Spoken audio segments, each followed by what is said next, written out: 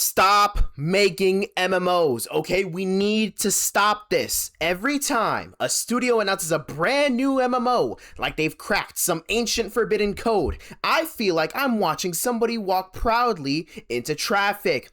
This isn't ambition, it's not vision, it's just straight up delusion. We aren't in 2006 anymore, guys. We're not starving for persistent online worlds. We are not sitting around praying somebody invents World of Warcraft, but again. And yet, every few years, another studio sets hundreds of millions of dollars on fire and goes, "This time we'll do it right." No, you won't, and I'm tired of pretending that this is a conversation. Alright, let's start with the most basic, unavoidable reality. MMOs take 6 to 10 years to make. 6 to 10 years! This is basically half a developer's career before you even see a singular dollar. No early access safety net, there's no episodic release, there is no, oh, we'll figure it out as we'll go. Just a massive black hole of money where salaries, servers, tools, and tech disappear into the void. And the funniest part is that when your MMO finally launches, after nearly a decade of development, you're not going to compete with 2004 launch day World of Warcraft, you're competing with 20 years of content. You're going to compete with Final Fantasy XIV after they did a full narrative reboot. Remember A Realm Reborn? Multiple expansions, multiple critically acclaimed expansions. In fact, community goodwill, sort of, cultural momentum, that kind of faltered out too, and literal years of polish. Players don't compare your games to what those MMOs were at the time of their launch. They compare you to what they are right now. And if you don't have, raids, dungeons, PvPs, social tools, transmog, mounts, housing, endgame loops, quality of life improvements, then congratulations, you spent half a decade making a game that people bounce off of in 2 hours. Oh, and let's not forget the custom engines and the custom netcode and the custom backend infrastructure. Also, thousands of people can exist in the same space and spam emotes and fireballs and whatever they want to do. This is financially, idiotic, okay? The genre in of itself comes with built-in scope creep. Now, let's talk about retention, because this is where the dream really dies. Hardcore MMOs players, your most dedicated audience, the ones most likely to spend money on your game, can burn through a year of content in a single weekend. I'm not exaggerating. This has been documented repeatedly. Your beautifully handcrafted dungeons, solved. Your raid mechanics, now there's a 20-minute guide on YouTube to completely trivialize it. Your endgame progression has been optimized into a spreadsheet by the next Tuesday. And the casual audience, they don't stick around either. Because here's the dirty secret that no one likes admitting, most people only have time for one MMO. One. And if you are asking them to abandon their guild, their friends, their history, their characters, their sunk costs, for you, it's not gonna work because you are the new thing. You are the unproven thing. You are the thing that might be dead in a year or two. And once your population dips, even just a little bit amounts, a chink in the armor, the illusion breaks. The world feels empty, the queues get longer, the cities feel dead. And then the remaining players go, it's over. Done. Ladies and gentlemen, it's over. Population decline in MMOs is not linear, it follows a path.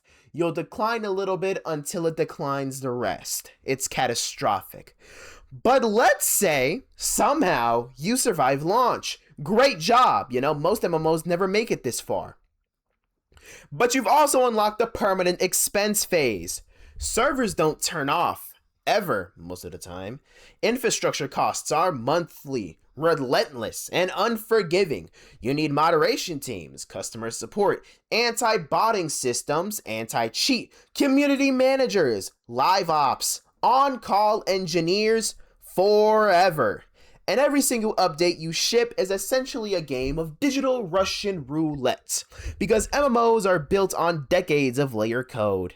Layered code, my apologies. Touch one system and you'll break 5 others. Fix a bug and you'll introduce 3 new ones. Every patch gets slower and every expansion gets heavier. The longer the game lives, the harder it is to change anything about the game. You are no longer building forward, you're maintaining a collapsing skyscraper while people live in it. And here's the part that completely murders the MMO fantasy. MMOs aren't special anymore.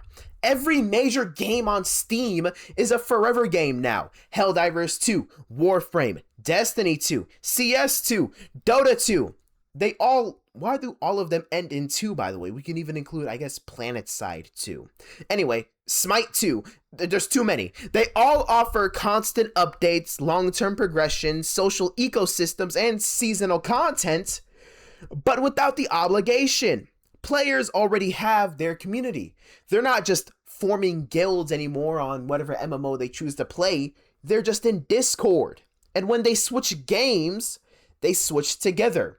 The social glue that once belonged to the MMOs, that once were monopolized towards MMOs, now exists outside of gaming in general. You didn't lose your friends when you logged off, you just alt-tabbed, essentially. And now we're going to ask the trillion-dollar question, why would anyone commit? Come on now, we are in the age of Steam. We are in the golden age of gaming. Digital distribution means that there are hundreds of games at your fingertips. Hundreds of legendary games in your fingertips. Not to mention the emulation letting people play legendary titles from every era. People want choice. People want control. And here's the big one that nobody likes saying out loud. People are older now. They have jobs. They have kids. They're tired. They don't want a game that feels like a second job. They already have a job. They don't want to log in because they have to. They want to log in because they want to.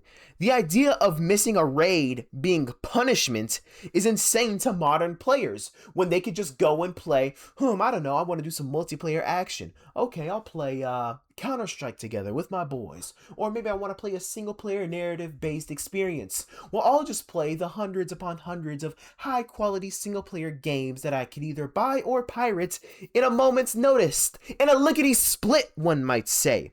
Time is the most expensive resource now, and MMOs depend too much of it. So, here's the truth, the real truth. MMO mechanics have been democratized. Persistent progression? Everywhere. Even in the genre where you're supposed to reset your run, roguelikes, there is always persistent progression. Shared worlds? Everywhere. Events, dailies, social hubs, cosmetics, builds? Everywhere. Target combat, the supposed backbone of MMOs, is just a control scheme. It's mouse aim, it's WASD, it's not special. MMOs aren't unique anymore. They're essentially the text-based adventure games of modern gaming. Once revolutionary, absolutely, but now they're just the foundation for games. You don't make a text adventure to compete with modern RPGs, you build systems on top of modern RPGs. And yet still, studios keep trying to resurrect the MMO as if the world hasn't moved on. The future isn't just bigger worlds, it's smaller commitments. Not live forever in your world, just live the way that you want to. So, please, I beg of you, if you're an executive watching this video, which I don't know why you would, but if you do, stop making MMOs. You're not late to the party. The party has already ended. We're already packing up. Damn, I'm off Joanna. But, if you like the whole essay, all that, like, comment, subscribe, do all that. I'm going to go read some Ralph Waldo Emerson, maybe. Because at school and whatnot. But yeah, see you guys next time. Peace.